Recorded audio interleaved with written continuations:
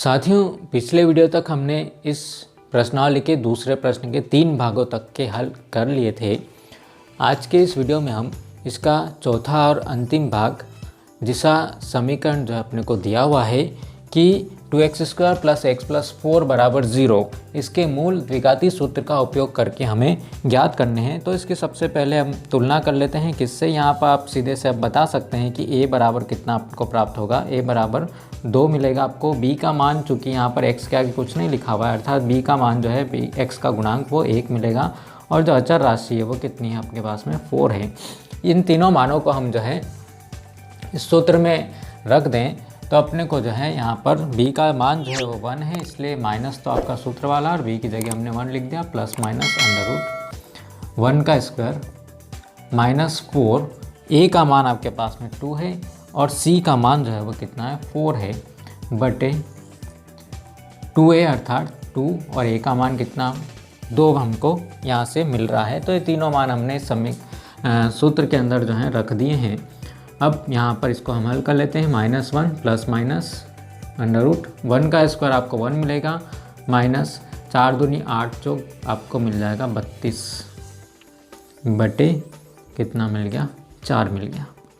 -1 plus minus 1 में से 32 आप माइनस करेंगे तो चूँकि माइनस वाली संख्या बड़ी है इसलिए माइनस मिलेगा, और 32 में से 1 को कम कर लेंगे आप तो आपको कितना प्राप्त हो जाएगा? 31। चूँकि चिन्ह विपरीत है इसलिए घटेगा। चिन्ह अगर समान होते तो हम जोड़ते हैं।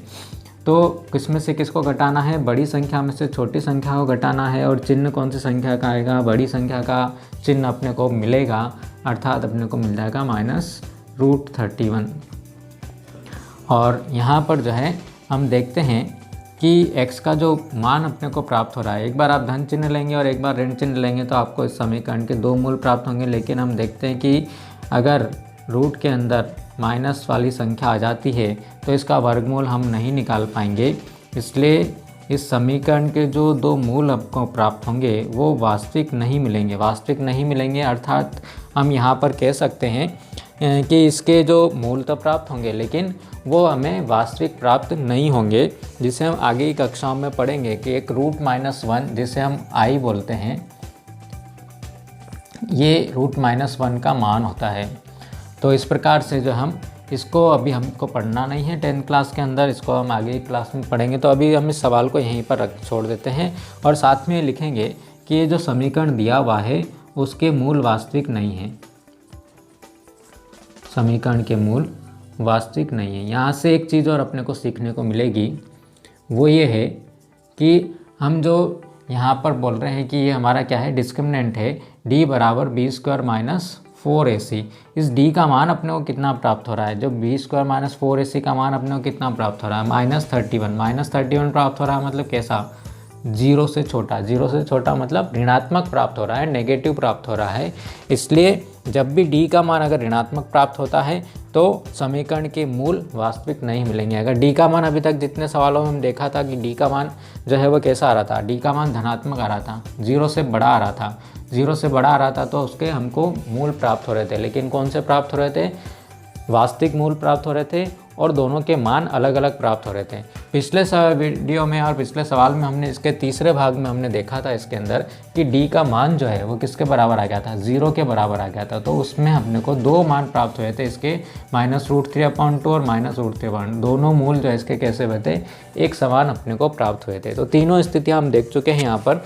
और हम ये भी कह सकते हैं कि समीकरण के जो मूल जो हम निकाल रहे हैं ना, इसका मान किस पर निर्भर करेगा? इसका मान इस डिस्क्रिमिनेंट जिसको हम वेक्टर कह रहे हैं उसके ऊपर ही इसका मान निर्भर करेगा। क्यों करेगा इसका मान निर्भर इसके ऊपर? क्योंकि यदि d का मान अर्थात b² - 4ac का मान 0 से बड़ा हुआ अर्थात धनात्मक हुआ तो उसके मूल जो अपने को प्राप्त होंगे वो अलग अलग प्राप्त होंगे, वास्तविक मूल प्राप्त होंगे। d का मान अगर ऋणात्मक हुआ तो मूल अपने को वास्तविक नहीं होंगे, हम अभी जो है इसको ज्ञात नहीं कर पाएंगे। और अगर d का मान 0 के बराबर हुआ तो दोनों मूल अपने को समान प्राप्त होंगे। इस प्रकार के जो ऑब्जेक्टिव और मूलों की प्रकृति जो है जिसे हम कहेंगे, ये हम आगे पढ़ने वाले हैं। तो इस वीडियो में इतना ही। मिलते हैं हम अगले वीडियो में इस प्रश्नावली के अन्य महत्वपूर्ण प्रश्नों के साथ में। यदि आपको वीडियो पसंद आया हो तो इसे लाइक कीजिए, दोस्तों में शेयर कीजिए, और चैनल यदि आपने सब्सक्राइब नहीं किया है तो इसे ज़रूर सब्सक्राइब कीजिए। Have a nice day. Thank you.